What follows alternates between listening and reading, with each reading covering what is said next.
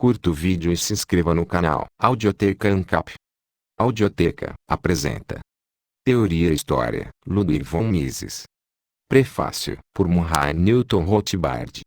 Ludwig von Mises publicou diversos livros e artigos em sua longa e produtiva vida, e cada um deles foi responsável por contribuições importantes à teoria e aplicação das ciências econômicas. No entanto, destacam-se, entre eles, 4 colossais obras-primas, monumentos imortais à obra do maior economista e cientista da ação humana de nosso século. O primeiro, que colocou Mises no primeiro escalão dos economistas, foi The Theory of Money and Credit, que pela primeira vez integrou a teoria da moeda com a teoria dos preços relativos, e serviu como base para sua teoria posterior do ciclo econômico. A segunda grande obra de Mises foi Socialism, que forneceu a crítica mais abrangente e definitiva do socialismo, e demonstrou que uma ordem socialista não era capaz de calcular economicamente. A terceira foi seu estupendo tratado, Ação Humana, que propôs toda uma estrutura econômica e analítica do agente homem. Todas estas 3 obras deixaram sua marca na economia,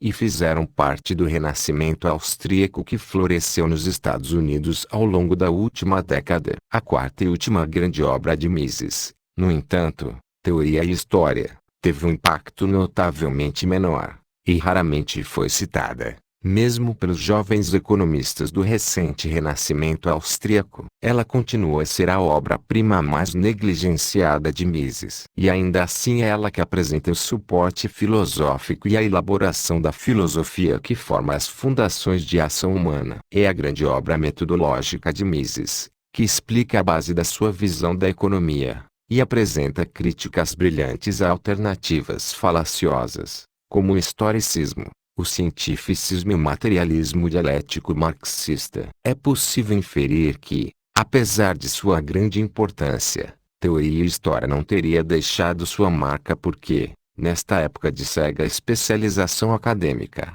a ciência econômica não teria relação alguma com nada que flertasse com a filosofia. Certamente, a hiperespecialização tem o seu papel, porém, nos últimos anos, o interesse na metodologia e nas fundações básicas da economia vem florescendo, e poderíamos imaginar que ao menos os especialistas deste campo teriam, nesta obra, muito a discutir e absorver. E, seguramente, os economistas não estão tão absortos em seu jargão e em sua forma confusa de escrever a ponto de não serem capazes de apreciar a prosa lúcida e brilhante de Mises. É provável, no entanto, que a falta de atenção dada à teoria e história tenha mais a ver com o conteúdo de sua mensagem filosófica, já que, embora muitas pessoas tenham consciência da batalha longa e solitária que Ludwig von Mises travou contra o estatismo, e a favor do laissez-faire, poucos se dão conta de que entre os economistas há uma resistência muito maior contra a metodologia de Mises do que contra as suas posições políticas. A adesão ao livre mercado,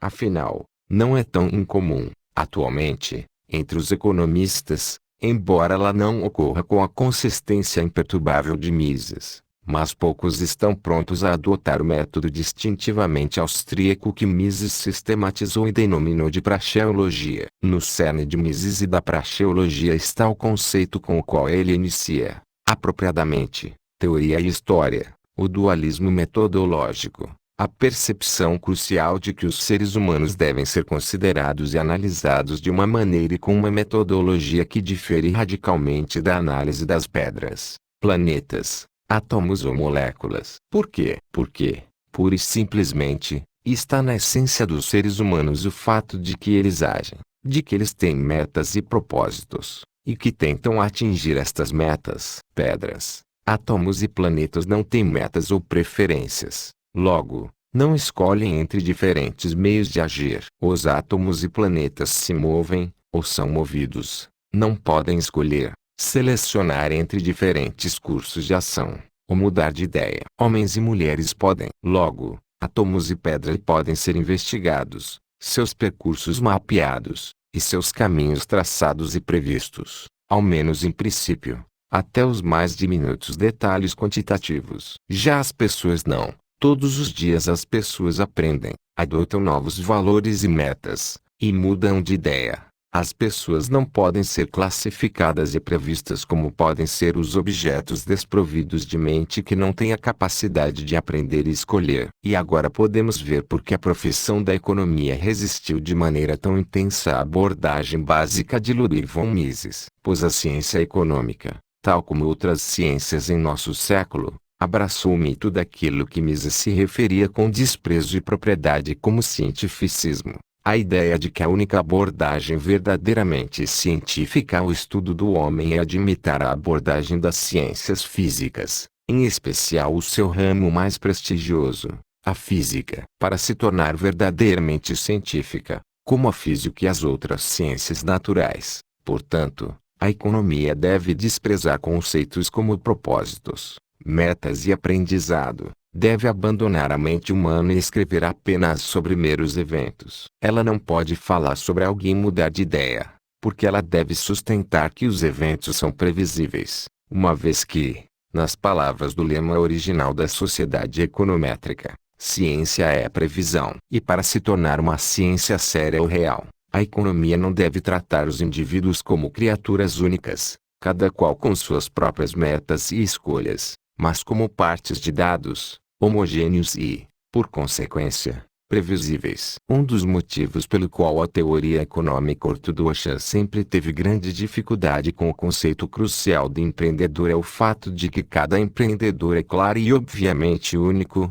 e a economia neoclássica não consegue lidar com essa qualidade do que é único em cada indivíduo. Além do mais, alega-se que a ciência real deve operar com base em alguma variante do positivismo. Assim, na física, o cientista se depara com diversas amostras homogêneas e uniformes de eventos, que podem ser investigadas em busca de regularidades e constantes quantitativas, como, por exemplo, a velocidade com a qual os objetos caem em direção à Terra. Os cientistas, então, moldam hipóteses que expliquem as diferentes classes de comportamentos ou movimentos, e a partir daí deduzem diversas proposições através das quais ele pode testar a teoria ou checá-la com os fatos sólidos e empíricos, com estas partes observáveis dos eventos. Assim, a teoria da relatividade pode ser testada quando certas características observáveis empiricamente de um eclipse podem ser checadas. Na variante positivista antiga, essa teoria era verificada através de uma checagem empírica. No neopositivismo mais nihilista, de Karl Popper, ele pode apenas falsear ou não falsear uma teoria através deste método. De qualquer modo, suas teorias sempre devem ser expostas de maneira incerta, e nunca podem, pelo menos não oficialmente, ser aceitas como totalmente verdadeiras, pois ele sempre poderá descobrir que outras teorias alternativas são capazes de explicar classes mais abrangentes de fatos, ou que alguns fatos novos podem contrariar ou provar o erro de uma teoria. O cientista deve sempre vestir, ao menos, a máscara da humildade e da cabeça aberta. Porém, foi parte da genialidade de Ludwig von Mises constatar que a sólida ciência econômica jamais procedeu dessa maneira, e elaborar os bons motivos para explicar este fato curioso. Houve muitas confusões desnecessárias a respeito do uso um tanto idiosincrático por parte de Mises do termo a priori, e os entusiastas dos métodos científicos modernos foram capazes de utilizá-lo para desprezá-lo como um mero místico científico. Mises viu que os estudantes da ação humana estão, ao mesmo tempo, numa condição melhor e pior, e, certamente, diferente, em relação aos estudantes das ciências naturais. O cientista físico olha para as amostras homogêneas de eventos, e busca até encontrar e conseguir testar teorias explanatórias ou causais para aqueles eventos empíricos. No entanto, na história humana, nós, na qualidade de seres humanos, estamos na posição privilegiada de já sabermos a causa dos eventos. Mais especificamente, o fato primordial de que os seres humanos têm metas e propósitos e agem de modo a atingi-los. E este fato não é conhecido de maneira hesitante, através de tentativas, mas de maneira absoluta e apodítica. Um exemplo que Mises gostava de utilizar em suas aulas para demonstrar a diferença entre duas maneiras fundamentais de se abordar o comportamento humano era observar o comportamento humano na grande Central Station, durante a hora do range. O behaviorista objetivo ou verdadeiramente científico, dizia Mises, observaria os eventos empíricos, por exemplo, as pessoas que iam apressadamente de um lado para outro, sem rumo, durante horários previsíveis do dia. E isto era tudo o que lhe concluiria daí. Porém, o verdadeiro estudante da ação humana iria partir do fato de que todo o comportamento humano tem algum propósito, e ele veria que o propósito, neste caso, seria sair de casa para pegar o trem, de manhã, para trabalhar, e o contrário à noite, etc. É óbvio qual deles conseguiria descobrir e saber mais sobre o comportamento humano, e, por consequência, qual seria o cientista genuíno. É a partir deste axioma, o fato da ação humana propositada, que se deduz toda a teoria econômica. A ciência econômica explora as implicações lógicas do fato universal da ação. E como sabemos com certeza de que a ação humana é propositada, sabemos com a mesma certeza as conclusões em cada passo da cadeia lógica. Não há necessidade de se testar esta teoria. Se de fato aquele conceito faz tanto sentido neste contexto, então a existência da ação humana propositada é verificável. Ou ainda, ela é empírica. Sim. Porém, certamente não da maneira precisa ou quantitativa que os imitadores da física estão acostumados. O empiricismo é amplo e qualitativo, e é derivado da essência da experiência humana. Ele não tem nada a ver com estatísticas ou eventos históricos. Além disso, ele depende do fato de que somos todos seres humanos e podemos, portanto, utilizar este conhecimento para aplicá-lo a outros da mesma espécie. O axioma da ação propositada é ainda mais difícil de ser falseado. Ele é tão evidente, uma vez que tenha sido mencionado e ponderado, que claramente passa a constituir o próprio cerne de nossa experiência no mundo. E é desta mesma maneira que a teoria econômica não precisa ser testada, pois é impossível testá-la de alguma maneira ao se contrapor suas proposições a amostras homogêneas de eventos uniformes, pois não existem tais eventos. O uso de estatísticas e dados quantitativos pode tentar mascarar este fato, porém sua aparente precisão tem como base apenas eventos históricos que não são homogêneos em sentido algum da palavra. Cada evento histórico é uma consequência complexa e única de diversos fatores causais. Como é único, não pode ser usado para um teste positivista, e como é único não pode ser combinado com outros eventos na forma de correlações estatísticas para que se obtenha qualquer resultado significativo. Ao se fazer uma análise de um ciclo econômico, por exemplo, não é legítimo tratar cada ciclo como sendo estritamente homogêneo a todos os outros, e, por consequência, adicionar, multiplicar, manipular e correlacionar dados. Fazer uma média de duas séries cronológicas, por exemplo, e proclamar com orgulho que a série X tem uma média de 4 meses de avanço quando comparada à série Y numa determinada fase do ciclo, não significa praticamente nada,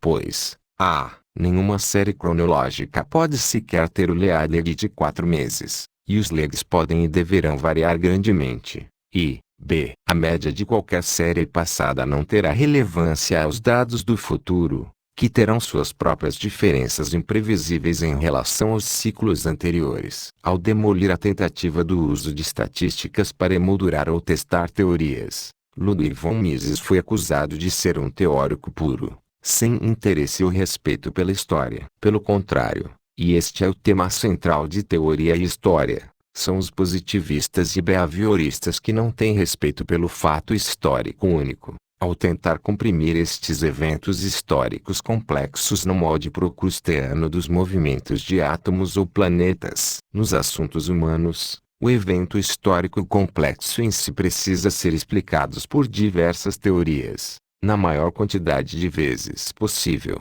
porém ele nunca pode ser determinado completamente, nem com precisão, através de qualquer teoria. O fato constrangedor de que as previsões dos supostos vaticinadores econômicos sempre tiveram um histórico desastroso, especialmente aqueles que tentaram atingir uma precisão quantitativa, é abordado pela economia tradicional com a necessidade de se aperfeiçoar ainda mais este modelo e tentar novamente. É Ludwig von Mises quem, melhor do que qualquer outro, reconhece a liberdade da mente de escolha, no cerne irredutível da condição humana, e que percebe, portanto, que a necessidade científica do determinismo e da previsibilidade total é uma busca pelo impossível, e, logo, altamente científica. Entre alguns dos austríacos mais jovens, uma falta de vontade de desafiar a ortodoxia metodológica em vigor levou à adoção pura e simples do positivismo ou ao abandono total da teoria em troca de um institucionalismo vagamente empírico. A imersão em teoria e história ajudaria ambos os grupos a perceber que a teoria verdadeira não está dissociada do mundo do agente homem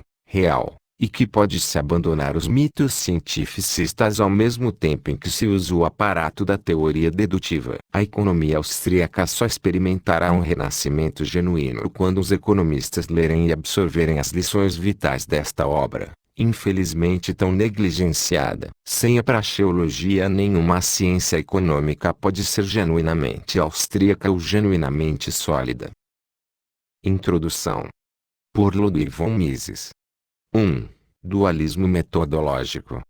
O homem mortal não sabe como o universo e tudo o que ele contém pode parecer uma inteligência sobre-humana. Talvez uma mente assim esteja numa posição que lhe permita elaborar uma interpretação monista coerente e abrangente de todos os fenômenos. O homem, até agora, pelo menos, sempre fracassou redondamente em suas tentativas de construir uma ponte sobre o abismo que lhe vê se abrir entre a mente e a matéria, entre o cavaleiro e o cavalo, entre o pedreiro e a pedra. Seria absurdo enxergar este fracasso como uma demonstração suficiente da solidez de uma filosofia dualística. Tudo o que podemos deduzir a partir disso é que a ciência, ao menos por ora, deve adotar um enfoque dualístico, mais como um artifício metodológico do que como uma explicação filosófica. O dualismo metodológico evita fazer qualquer proposição a respeito de ciências e construtos metafísicos. Ele apenas leva em conta o fato de que não sabemos como os eventos externos,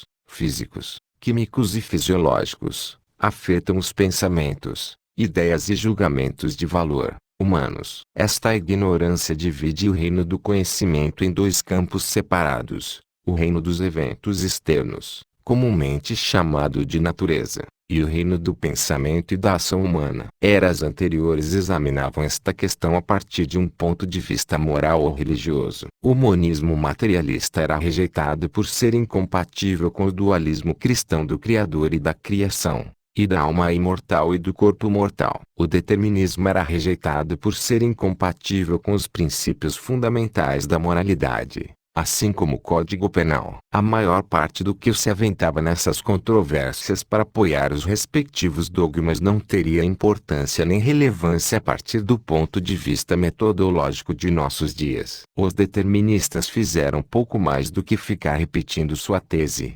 sem tentar substanciá-la. Os indeterministas negavam as afirmações de seus adversários, porém não eram capazes de atingir os seus pontos fracos. Os longos debates não ajudavam muito. O escopo desta controvérsia se alterou quando a nova ciência da economia entrou em cena. Partidos políticos que rejeitavam ardorosamente todas as conclusões práticas às quais acreditavam que os resultados do pensamento econômico acabariam por levar, inevitavelmente, mas eram incapazes de contrapor qualquer objeção convincente contra sua verdade e correção, deslocaram a discussão para os campos da epistemologia e da metodologia. Decretaram os métodos experimentais das ciências naturais o único método adequado de investigação, e a indução a partir da experiência sensorial o único modo legítimo de raciocínio científico. Comportavam-se como se nunca tivessem ouvido falar dos problemas lógicos ligados à indução. Em seu modo de ver, tudo que não fosse experimentação ou indução era metafísica, um termo que utilizavam como um sinônimo para absurdo. 2. Economia e metafísica. As ciências da ação humana se iniciam com o fato de que o homem tem como metas intencionais os fins que ele escolheu. É exatamente isto que todas as variantes do positivismo, behaviorismo e panfisicalismo querem ou negar peremptoriamente ou ignorar silenciosamente. No entanto, seria simplesmente tolo negar o fato de que o homem se comporta manifestamente como se tivesse de fato fins específicos como metas. Logo, a negação da existência de um senso de propósito nas atitudes do homem só pode ser defendida quando se presume que a escolha, tanto dos meios quanto dos fins, é meramente aparente, e que o comportamento humano acaba sendo determinado por eventos fisiológicos que só podem ser descritos em sua integridade na terminologia da física e da química. Até mesmo os defensores mais fanáticos da seita da ciência unificada evitam apoiar de maneira inequívoca esta formulação tosca de sua tese fundamental. Existem bons motivos para essa reticência. Enquanto não for descoberta uma relação específica entre ideias e eventos físicos ou químicos a partir dos quais elas ocorreriam como uma consequência regular,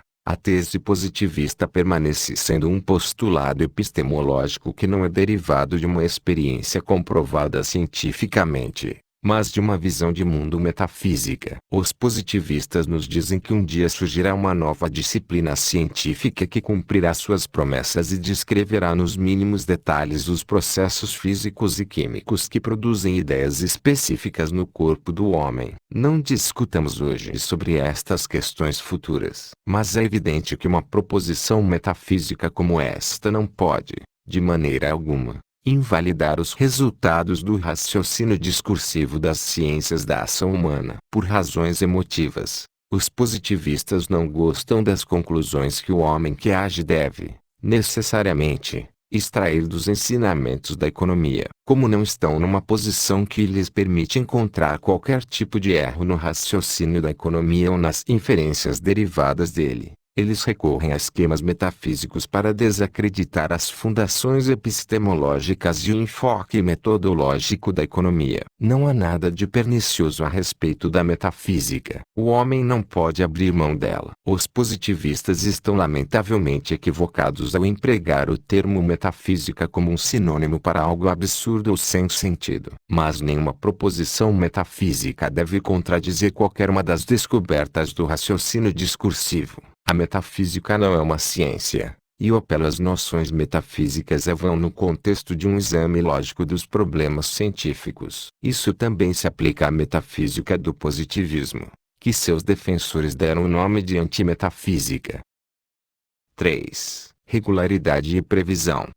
Epistemologicamente, o traço característico daquilo que chamamos de natureza pode ser visto na regularidade comprovável e inevitável na concatenação e sequência dos fenômenos. Por outro lado, o traço característico daquilo que chamamos de esfera humana ou história, ou, melhor dizendo, o reino da ação humana, é a ausência de tal regularidade que prevaleça universalmente. Sob condições idênticas, as pedras sempre reagem aos mesmos estímulos da mesma maneira. Podemos aprender algo sobre estes padrões regulares de reação, e utilizar este conhecimento para conduzir nossas ações rumo a metas específicas. Nossa classificação dos objetos naturais e a maneira com que atribuímos nomes a estas classes é um resultado desta cognição. Uma pedra é uma coisa que reage de uma maneira específica. Já homens reagem aos mesmos estímulos de maneiras diferentes, e os mesmos homens, em diferentes pontos de sua vida,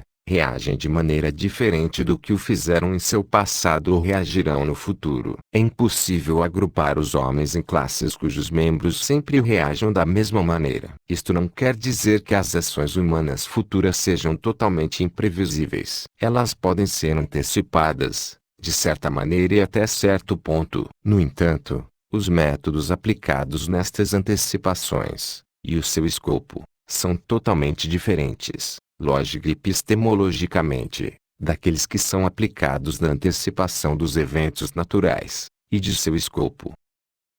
4. O conceito das leis da natureza. A experiência é sempre a experiência de acontecimentos passados. Ela se refere ao que foi e não é mais, a eventos que já ficaram para trás, para sempre, No fluxo do tempo, a consciência da regularidade na concatenação e sequência de diversos fenômenos não afeta esta referência da experiência a algo que ocorreu uma vez no passado, no espaço e tempo definidos, sob as circunstâncias que prevaleciam ali no momento. A cognição da regularidade também se refere exclusivamente a eventos passados. O máximo que a experiência nos pode ensinar é: em todos os casos observados no passado havia uma regularidade comprovável. Desde tempos imemoriais todos os homens, de todas as raças e civilizações, assumiram que a regularidade observada no passado também prevaleceria no futuro. A categoria de causalidade e a ideia de que os eventos naturais seguirão, no futuro, o mesmo padrão que eles demonstraram no passado são princípios fundamentais do pensamento humano, bem como da ação humana. Nossa civilização material é fruto da conduta guiada por eles. Qualquer dúvida a respeito da sua validade dentro da esfera da ação humana passada é dissipada pelos resultados dos avanços tecnológicos. A história nos ensina de maneira irrefutável que nossos antepassados e nós mesmos, até o presente momento, agimos sabiamente ao adotá-los. Eles são verdadeiros, no sentido dado pelo pragmatismo ao conceito de verdade. Eles funcionam ou, mais precisamente, funcionaram no passado, deixando de lado o problema da causalidade, com suas implicações metafísicas. Temos que nos dar conta que as ciências naturais se baseiam totalmente na presunção de que uma conjunção regular de fenômenos predomina no reino que elas investigam. Elas não procuram apenas por uma conjunção frequente, mas por uma regularidade que tenha prevalecido, sem exceção, em todos os casos observados no passado,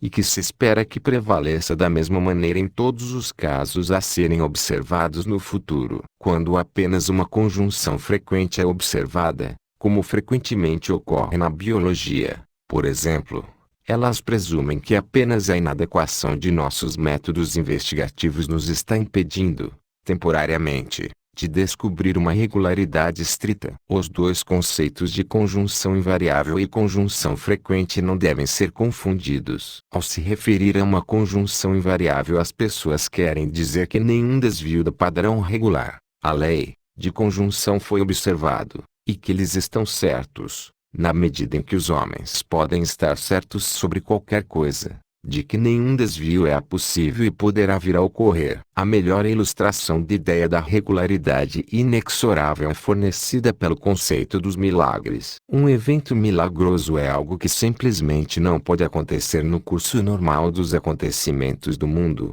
tal como o conhecemos, porque o seu acontecimento não poderia ser explicado pelas leis da natureza. Se, ainda assim, a ocorrência de um desses eventos fosse relatada, duas interpretações diferentes seriam fornecidas, ambas as quais, no entanto, concordariam plenamente em assumir as leis da natureza como inexoráveis. O devoto afirmaria: isto não pode acontecer no curso normal dos acontecimentos. Ocorreu apenas porque o Senhor tem o poder de agir sem sofrer a restrição das leis da natureza. É um evento incompreensível e inexplicável para a mente humana. É um mistério, um milagre.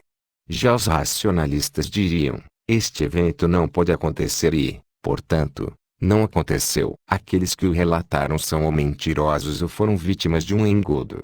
Se o conceito de leis da natureza não significasse uma regularidade inexorável, mas apenas uma associação frequente, a noção de milagres jamais teria sido concebida. Apenas se afirmaria: de A, frequentemente segue-se B. Mas em algumas ocasiões este efeito não ocorreu. Ninguém afirma que pedras arremessadas ao ar num ângulo de 45 graus cairão com frequência no solo, ou que um membro humano perdido num acidente frequentemente não cresce novamente. Tudo o nosso pensamento e as nossas ações são guiados pelo conhecimento de que, em casos como estes, não estamos nos deparando com a repetição frequente da mesma associação, mas com uma repetição regular.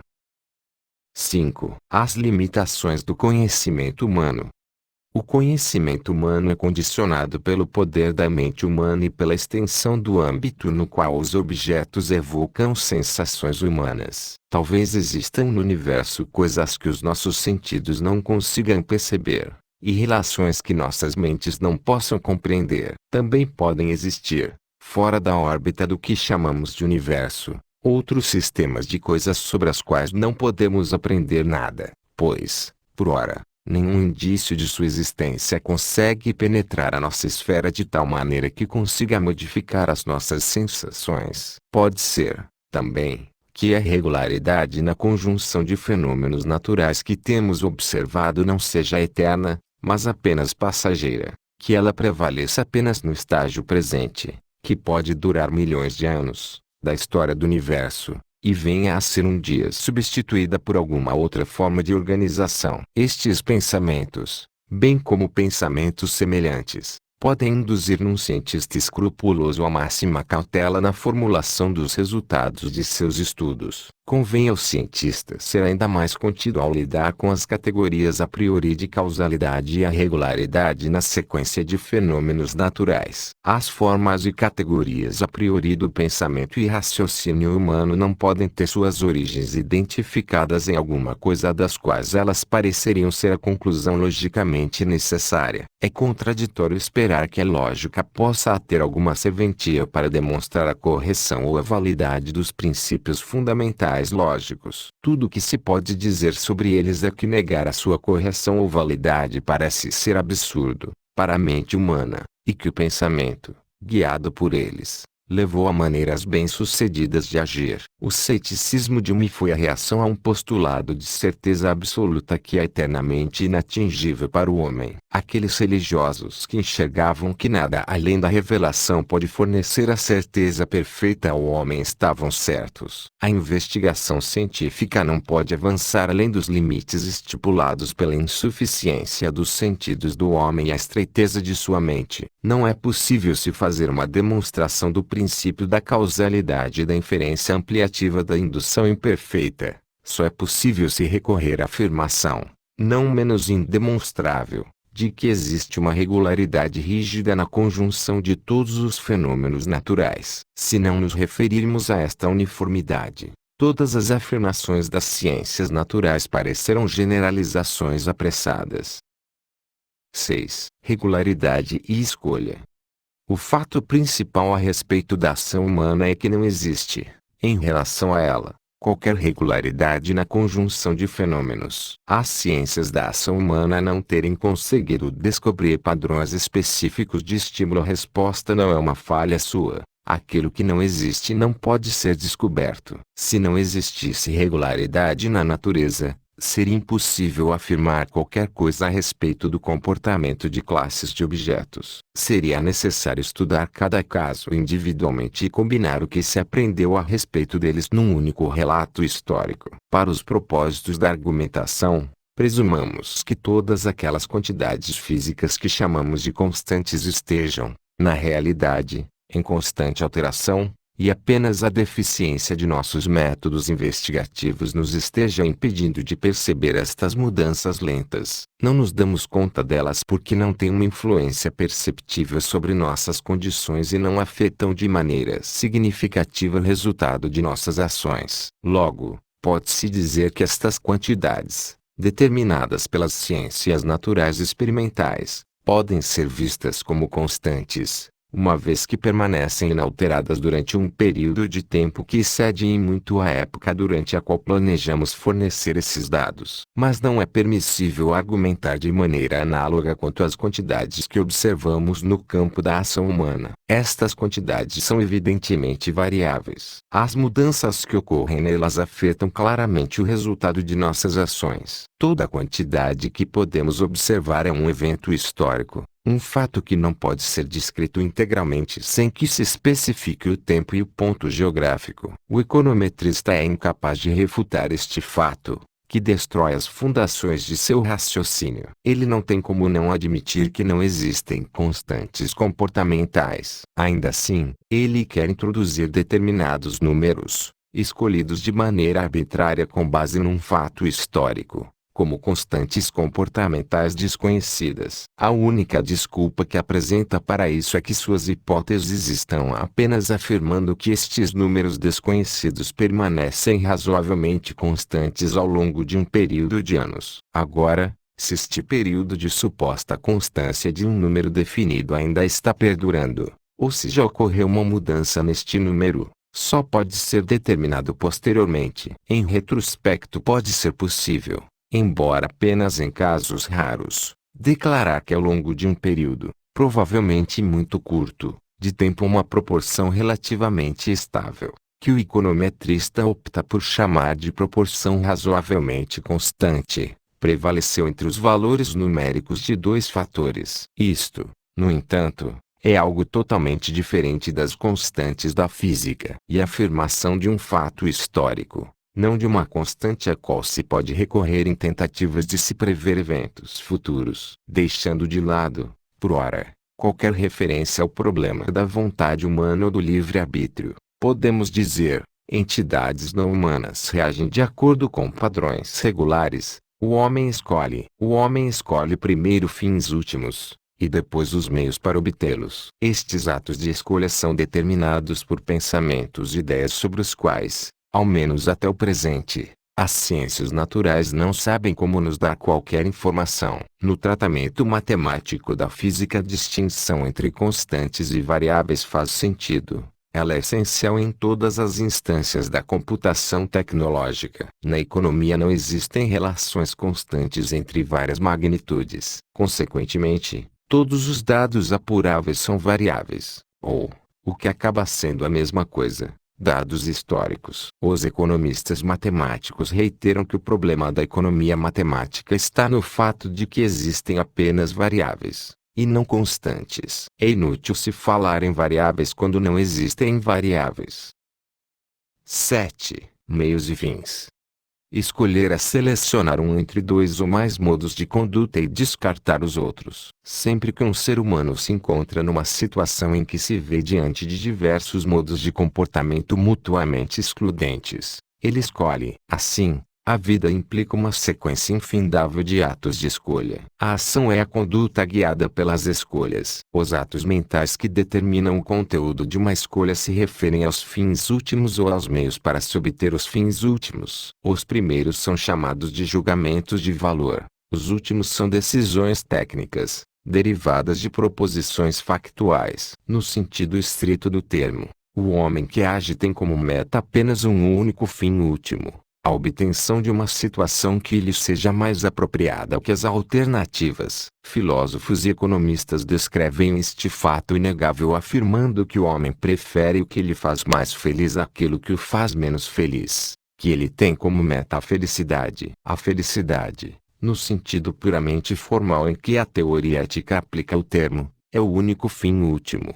E todas as outras coisas e situações buscadas são meros meios para a realização do fim último supremo. Costuma-se, no entanto, empregar um modo menos preciso de expressão, atribuindo-se com frequência o nome de fins últimos a todos aqueles meios apropriados para produzir satisfação, direta e imediatamente. A marca característica dos fins últimos é que eles dependem totalmente do julgamento pessoal e subjetivo de cada indivíduo, que não pode ser examinado, medido e muito menos corrigido por qualquer outra pessoa. Cada indivíduo é o árbitro único e supremo nos assuntos que dizem respeito à sua própria satisfação e felicidade. Como esta percepção fundamental é frequentemente considerada incompatível com a doutrina cristã, pode ser apropriado ilustrar a sua verdade com exemplos extraídos da história antiga do credo cristão. Os mártires rejeitavam o que outros consideravam prazeres supremos,